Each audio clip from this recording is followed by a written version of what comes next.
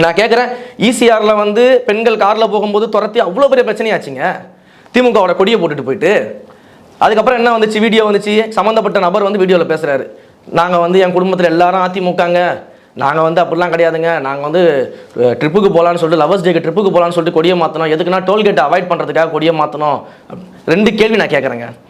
ஒன்று, அரெஸ்ட் பண்ணுறதுக்கு முன்னாடி வீடியோ எடுத்தீங்களா, அரெஸ்ட் பண்ணுறதுக்கு பின்னாடி வீடியோ எடுத்தீங்களா? அரெஸ்ட் பண்ணுறதுக்கு பின்னாடி ஒருத்தன் இப்படி இன்டர்வியூ எடுத்து போடுறான்னா அதை எப்படி காவல்துறை அனுமதிச்சது? இல்லை அரெஸ்ட் பண்ணுறதுக்கு முன்னாடி ஒருத்தன் இன்டர்வியூ எடுக்கிறான்னா காவல்துறை அந்த அளவுக்கு தான் லெத்தாஜிக்காக இருக்கா, பிடிக்காத அளவுக்கு? இது ஒரு கேள்வி இருக்கா இல்லையா? சரி, இதையும் விட்டுருங்க, இதுக்கு அவங்க பதில் சொல்ல மாட்டாங்க. 2வது, திமுக கொடியை போட்டு போனால் டோல்கேட்டை அவாய்ட் பண்ணுற அளவுக்கு தான் எனக்கு ஆட்சி நடந்துகிட்டு இருக்கா? அப்போ சாமானிய மக்கள்லாம் யார்? டோல் கட்டிட்டு தினம் நின்று டோல் கட்டிட்டு பணம் கட்டிட்டு போகிற சாமானிய மக்கள்லாம் யார்? அப்போ திமுக கொடியை கட்டிட்டு போனால் டோல்கேட்டை அவாய்ட் பண்ணுறான்ற அளவுக்கு ஒரு ஆட்சி நடந்துகிட்டு இருக்குன்னா இதை எழுத்து கேள்வி கேட்டிருக்காரா ரவீந்திரன் துரைசாமி?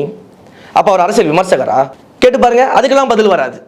ஏன்னா நேற்று கிளாம்பாக்கம் பேருந்து நிலையத்தில் நைட்டு 11 மணிக்கு ஒரு இளம் பெண்ணை வந்து ஆட்டோவில் கடத்திட்டு போய் வேற ஒரு இடத்துல இறக்கி விட்டுருக்காங்க. ஆட்டோவில் 2 பேர் ஏறி இருக்கிறாங்க, அந்த பெண்களிடம் பாலியல் துன்புறுத்தலுக்கு சீண்டலுக்கு ஈடுபட்டிருக்காங்க அப்படின்னு ஒரு செய்தி பதப்பதைக்குதுங்க. ஒவ்வொருத்தர் வீட்லேயும் இன்னைக்கு பெண்கள் இருக்காங்க, குழந்தைகள் இருக்காங்க. நாளைக்கு எப்படி வெளியில் அனுப்புறது தாய்மார்கள்லாம் பயப்படுறாங்க, வீட்டில் பேரண்ட்ஸ் எல்லாம். இதை எதிர்த்து அவர் எனக்கு அது கேள்வி கேட்டிருக்காரா? அப்புறம் என்ன அரசியல் விமர்சகர் நீங்க? அரசியல் விமர்சகர்னா என்ன? மக்கள் பிரச்சனையை பேசணுமா இல்லையா? அதை விட்டுட்டு கம்பு சுத்திக்கிட்டு உங்களுக்கு எதிராக வந்து நீங்க சொல்ற நரேட்டிவ் தப்புன்னு நாங்கள் பேசணும்னா எங்களை தெருவில் நிற்கிறேன்னு சொல்றதும்